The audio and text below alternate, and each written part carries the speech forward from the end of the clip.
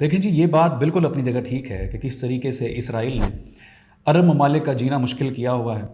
हमें तारीख़ बताती है कि किस तरीके से इसराइल ने 6 जंगें नाफिज़ की इन अरब ममालिक के ऊपर, जिसके अंदर बहुत खून खराबा हुआ, इधर से भी लोग मरे, उधर से भी लोग मरे। और जो इसराइल था उसने इन 3 ममालिक के जो 3 हिस्से थे वो भी अपने साथ मिला लिए, जो कि हम जानते हैं कि एक वेस्ट बैंक था, एक गाज़ा स्ट्रिप है और इसी तरह गोलान हाइट्स भी एक एरिया है। तो लेकिन वो कहते हैं ना कि कामयाबी अगर दुश्मन की भी हो तो उसको एडमिट करना चाहिए खुले दिल से, और उससे सीखने की कोशिश करनी चाहिए कि ऐसा वो कामयाब क्यों हुआ है, क्या उसने ऐसी स्ट्रैटेजी अपनाई है, क्या उसने रास्ता इख्तियार किया जिसकी वजह से वो इतना पावरफुल हुआ या इतना कामयाब हुआ। Same is the case with Israel. किसने सोचा था कि एक छोटा सा मुल्क, चंद हज़ार स्क्वायर किलोमीटर्स के ऊपर मुहित एक मुल्क जिसकी आबादी इस वक्त बमुश्किल 9 मिलियन है, वो एक ऐसी टेरिटरी के अंदर बैठकर जिसके इर्द गिर्द सारे के सारे उसके दुश्मन कंट्रीज़ हैं, वो उनसे 6 जंगें जीतेगा और उन्हीं के हिस्से तोड़कर अपने साथ मिला लेगा। और आज भी वो फ़लस्तीन के ऊपर और दूसरे मुल्कों के अंदर अपनी जागीरदारी दिखा रहा है, उनके ऊपर जुल्म कर रहा है, लेकिन तमाम अरब ममालिक मिलकर उसका कुछ बिगाड़ नहीं पा रहे।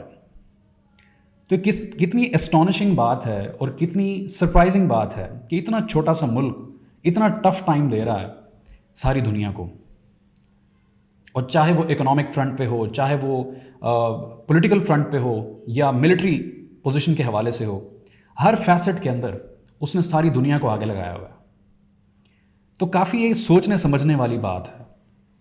और मज़े की बात यह है, इसराइल जो है वो 1948 के अंदर आज़ाद हुआ था, यानी कि पाकिस्तान से 1 साल के बाद।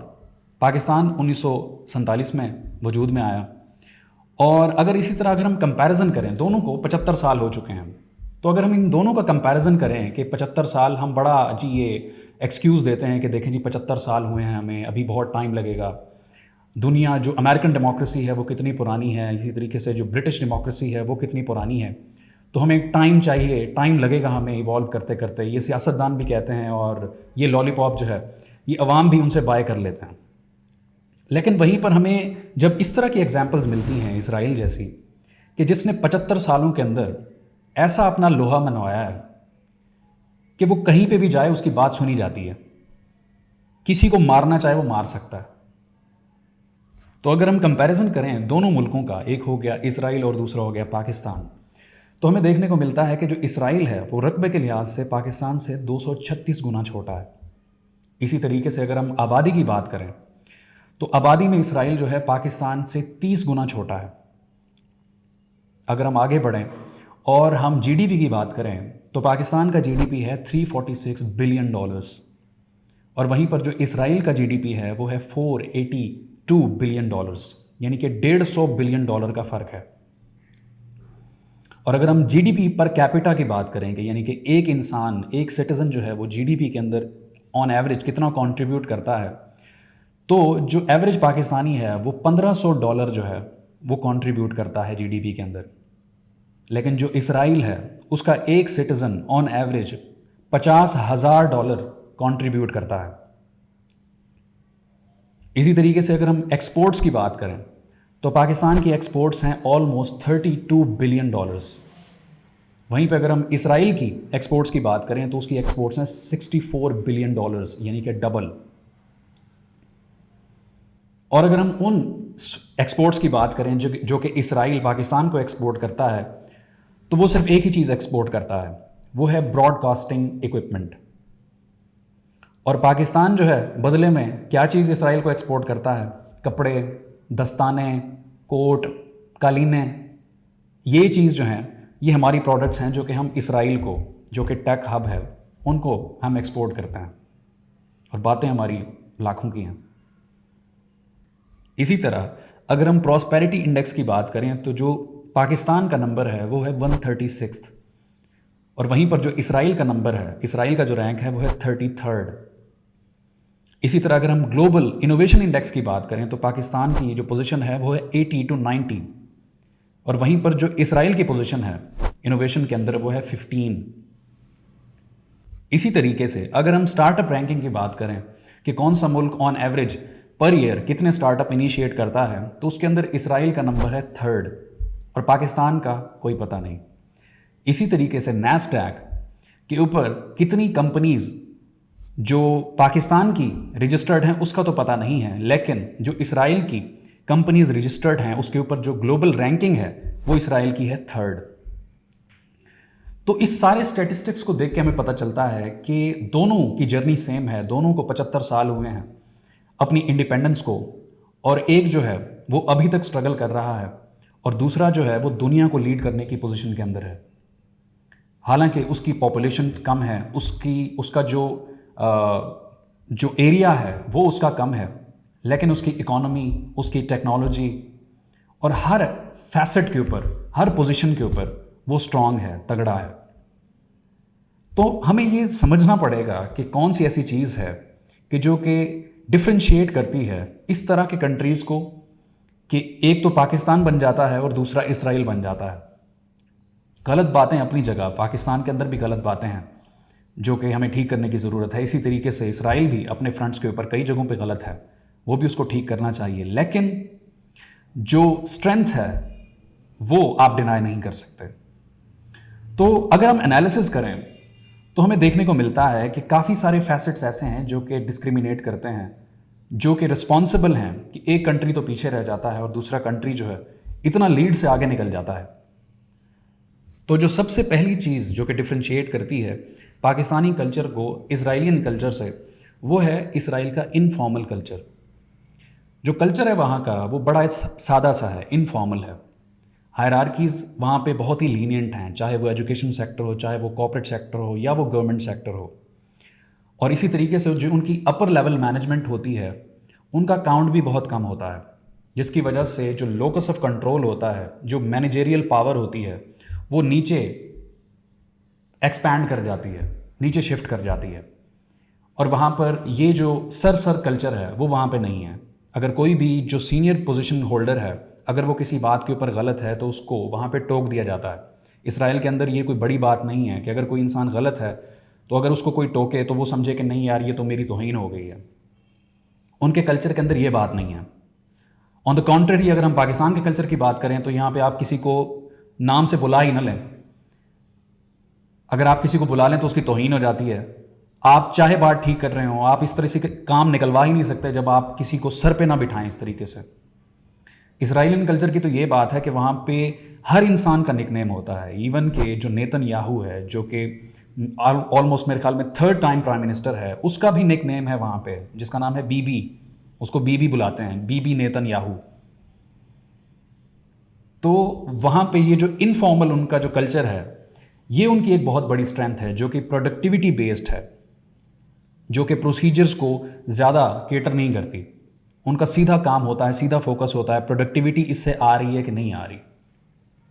और यही आजकल बड़ी बड़ी जो सक्सेसफुल ऑर्गेनाइजेशंस हैं उनके अंदर भी यही कुछ है कि उनके अंदर हायरार्कीज़ जो हैं वो रिजिड नहीं हैं। उनके अंदर ये सर कहने का कल्चर जो है वो उसके अंदर नहीं है। उनका सीधा जो फोकस होता है वो प्रोडक्टिविटी के ऊपर होता है। तो ये एक बड़ी प्रोमिनेंट चीज़ है जो कि कल्चर है, जो कि इनफॉर्मल कल्चर है इसराइल का, वो डिफ्रेंशिएट करता है उन तमाम कल्चर से जो कि काफ़ी अनप्रोडक्टिव हैं जैसे कि हमारे। इसके अलावा जो दूसरा बड़ा कंपोनेंट है जो कि इसराइल को दोनों इकोनॉमिक और टेक्नोलॉजिकल फ्रंट्स के ऊपर एज देता है, वो है इसकी सोसाइटी का एक्सेप्टेंस ऑफ फेलियर का कल्चर। यानी कि इसराइल के आपको देखने को मिलेगा कि इसराइल में जो फेलियर का एक्सेप्टेंस है वो बहुत ज़्यादा है, कि लोग जो हैं वो फेलियर को डिस्करेज नहीं करते बल्कि इनकरेज करते हैं मज़ीद इनिशिएटिव्स की तरफ।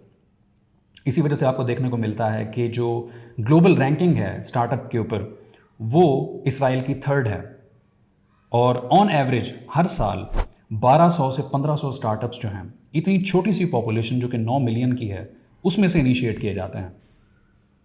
यही वजह है कि इसराइल अब तक अपनी टेक्नोलॉजी को इतना रेनोवेट कर पाया है, इतना इनोवेट कर पाया है कि उसको आप अगर इकोनॉमी के लिहाज से भी देखें, अगर आप टेक्नोलॉजी के लिहाज से भी देखें, जहाँ पे वो दुनिया को लीड कर रहा है इस वक्त, वो तब तक ना कर पाता जब तक वहाँ पे एक्सेप्टेंस ऑफ फेलियर होती ही ना उसके माशरे के अंदर।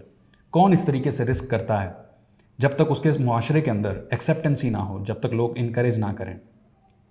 ऑन द कॉन्ट्ररी पाकिस्तान में क्या होता है कि यहाँ पे आपसे हर किसी की उम्मीद होती है कि ये पहले ही ट्राई के अंदर ये जो सल्तनत खड़ी कर दे। इंसान की खुद से भी यही उम्मीद होती है, और यहाँ पे नाकामी को तो ऑप्शन ही नहीं रखा जाता। इस वजह से भी हमारे अंदर जो है वो इनोवेशन, टेक्नोलॉजी के लिहाज से भी, इकोनॉमी के लिहाज से भी, हर तरीके से हम जो फेल हो रहे हैं उसके पीछे यही एक बहुत बड़ी वजह है कि जो कि हम फेलियर को एक्सेप्ट नहीं करते, जिसकी वजह से लोग जो हैं कभी भी इनिशिएटिव नहीं लेते।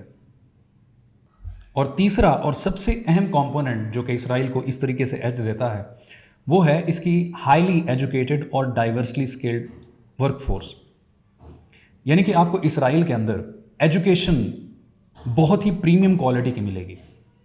इसके अलावा आपको ये भी देखने को मिलेगा कि जो कि जितने भी यंग इसराइलीज़ होते हैं वो अर्ली 20s के अंदर ही उनकी शादी हो जाती है और वो यूनिवर्सिटी से भी ग्रेजुएट हो चुके होते हैं। और एक और कंपोनेंट जो कि उनको बहुत ज़्यादा बेनिफिट देता है वो ये है कि इसराइल के अंदर ये बहुत ज़्यादा ज़रूरी है कि हर इसराइली जो है वो 2 से 3 साल मिनिमम जो IDF है, इसराइली डिफेंस फोर्सेस, उसके अंदर सर्व करता है। और ये बच्चे वहाँ पे, ये कल्चर बहुत ज़्यादा प्रोमिनेंट है कि वहाँ पे बड़ा ही स्ट्रेंज है बाकी सारी दुनिया के लिए कि वहाँ पे आर्मी के अंदर सर्व करने को लोग ज़्यादा प्रेफर करते हैं बजाय कि यूनिवर्सिटीज़ के अंदर दाखिला लेने को। यानी कि वहाँ पे लोगों की फ़र्स्ट प्रायोरिटी ये होती है कि आर्मी के अंदर चले जाएं, वहाँ की जो डिफेंस फोर्सेस हैं उसके अंदर चले जाएं।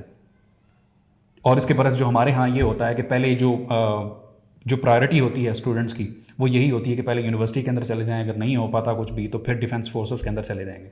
लेकिन वहाँ पे बिल्कुल उल्टा है, क्योंकि उसकी सबसे बड़ी वजह यह है कि जो उनकी डिफेंस फोर्सेस हैं, क्योंकि उनकी जो टेरिटरी है वो इतनी ज़्यादा हॉस्टाइल है, तो वहाँ पे सबसे ज़्यादा इनोवेशन और सबसे ज़्यादा जो स्किल्स होती हैं वो सबसे ज़्यादा जो सिखाई जाती हैं वो डिफेंस फोर्सेस के जो पर्सनल्स होते हैं उनको सिखाई जाती है। और वहाँ पे आपकी जो सैलरीज़ होती हैं वो भी बजाय कंपैरेटिवली उनकी ज़्यादा होती हैं, और वहाँ पे जो पावर डायनामिक्स हैं वो भी वहाँ पे ज़्यादा उनको मिलती हैं, जिसकी वजह से हमेशा उनकी जो प्रायोरिटी होती है यूथ की वो हमेशा यही होती है कि डिफेंस फोर्सेस के अंदर जाएं। और वहाँ पे भी डिफरेंट किस्म की जो कैटेगरीज़ होती हैं वो होती हैं। वहाँ पे उनकी जो प्रीमियम जो उनकी कैटेगरी है वो है टेलपियट्स की। ये एक ऐसी डिफेंस फोर्स होती है जो कि जिस तरह हमारे यहाँ कमांडोज़ होती है बिल्कुल उसी तरह वहाँ पे उनकी होती है।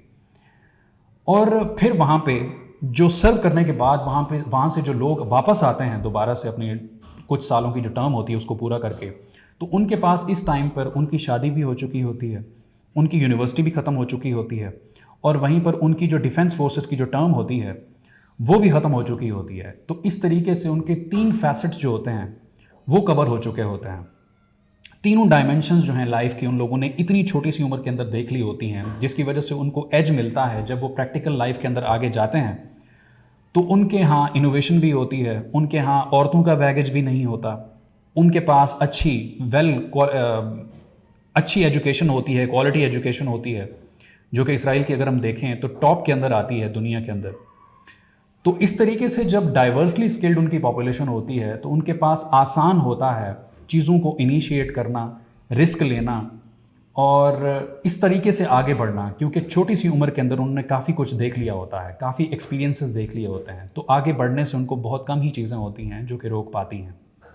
ये एक बहुत बड़ा कंपोनेंट है जो कि डाइवर्सली स्किल्ड पॉपुलेशन का है, जो कि इसराइल को इस तरीके से इकोनॉमिक और टेक्नोलॉजिकल फ्रंट्स के ऊपर एज देता है। और पांचवा और अल्टीमेट फैक्टर जिसने इसराइल को ज़ीरो से हीरो बनाया है वो है इनकी खसूसियत कि इन्होंने अपनी हर कमज़ोरी को अपनी कामयाबी में बदला है। यानी कि स्टार्टिंग के अंदर जब इनको इंडिपेंडेंस मिली थी तो सबसे पहला जो इनको मसला दरपेश आया था वो था पानी का। वाटर सप्लाई नहीं थी और सहराई इलाका था, तो इन्हें पता नहीं था कि पानी कहाँ से लाया जाए। तो इनके करीब समंदर लगता था, मेडिटेरेनियन सी। इन्होंने अब इनोवेशन के थ्रू इतनी कामयाबी हासिल कर ली है कि अपने 75% जो अपनी पानी की ज़रूरत है वो उस समंदर से पूरी कर रहे हैं, उस पानी को रिफ़ाइन करके। और वहीं पर जो यूज्ड वाटर है उसको रिफ़ाइन करके 90% वो पानी है जिसको रिफ़ाइन करके ये दोबारा से इरिगेशन के अंदर इस्तेमाल करते हैं, जो कि दुनिया के अंदर लीडिंग फिगर है। और वहीं पर जो दूसरा सबसे बड़ा प्रॉब्लम इसराइल को पेश आया वो ये था कि अपनी जो प्रोडक्ट्स थे, अपनी जो खुराक थी, वो ये खुद नहीं उगा सकते थे। ऑब्वियसली सहराई इलाका था और ये बाहर से अपने नेबरिंग कंट्रीज से भी इंपोर्ट नहीं कर सकते थे क्योंकि सारे दुश्मन थे, हॉस्टाइल कंट्रीज थे। तो इन्होंने अपनी टेक्नोलॉजी के थ्रू इरिगेशन सिस्टम बनाया जिसका नाम था ड्रिप इरिगेशन सिस्टम। उसके थ्रू इन्होंने अपनी सारी जो एग्रीकल्चरल प्रोडक्ट्स थी उसको रेवोल्यूशनाइज़ किया, सारे सिस्टम को रेवोल्यूशनाइज़ किया और आज उस ड्रिप इरिगेशन सिस्टम के अंदर दुनिया को लीड कर रहा है, दुनिया को बता रहा है कि कैसे एग्रीकल्चर की जाती है। और वहीं पर जो तीसरा बड़ा मसला पेश आया इंडिपेंडेंस के साथ साथ वो ये था कि जितने भी नेबरिंग कंट्रीज़ थे वो हॉस्टाइल थे, उनकी तरफ से हमेशा थ्रेट का ख़तरा रहता था। तो इनको वेपनरी चाहिए थी, इनको एम्यूनिशन चाहिए था, वेपन्स चाहिए थे, जिसकी वजह से ये हमेशा इंपोर्ट करते थे बाहर मुल्कों से। लेकिन on the verge of war, यौम किप्पूर वॉर जो कि 1973 के अंदर हुई थी, उससे पहले जब इन्होंने सप्लाई मांगी अपने सबसे बड़े इंपोर्टर से, फ्रांस से, तो उन्होंने इनको जो वेपन्स थे वो नहीं दिए सैंक्शंस की वजह से। तो जिसकी वजह से इन्हें ये ज़रूरत पेश आई कि जिस कंडीशन में हम रह रहे हैं, जिस टेरिटरी के अंदर हम रह रहे हैं, हम किसी और के ऊपर डिपेंडेंट नहीं हो सकते। तो इन्होंने अपनी एक पूरी एक वेपन्स इंडस्ट्री खड़ी कर दी। उसके अलावा जो चौथा बड़ा इनको चैलेंज पेश आ रहा था वो ये था कि अब ट्रेड कैसे करें। अब ट्रेड के लिए जो मैन्युफैक्चरिंग गुड्स थी, अगर वो साथ वाले मुल्कों से ट्रेड करते तो वो इनसे ख़रीदने में इंटरेस्टेड है नहीं, तो उनको जब ये ट्रेड नहीं कर सकते तो क्या ट्रेड करें। और अगर साफ सी बात है, अगर वो दूर दराज मुल्कों से ट्रेड करते हैं और जो मैन्युफैक्चरिंग गुड्स हैं उनके साथ ट्रेड करते हैं तो जो लॉजिस्टिक्स का ख़र्चा होगा वो बहुत ज़्यादा होगा, तो इनको बहुत ज़्यादा कॉस्टली पड़ेगा, हैसल बहुत ज़्यादा है। तो इन्होंने क्या किया कि इम्प्रोवाइज़ किया। इन्होंने अपनी जो प्रोडक्ट थी उसको आईटी बेस्ड बनाया। इन्होंने अपना सारा फोकस जो है आईटी प्रोडक्ट्स और सर्विसेज की तरफ लगाया। यानी कि आपको अब देखने को मिलता है कि जो इनकी मेजर एक्सपोर्ट्स हैं वो आपको मिलेंगी इंटरनेट के रेलेवेंट, कंप्यूटर साइंस के रेलेवेंट, टेलीकम्युनिकेशंस के रेलेवेंट। इनकी सारी जो प्रोडक्ट है वो बेस्ड ही आईटी सिस्टम के ऊपर है, जिसकी वजह से इनका ये मसला भी हल हो गया।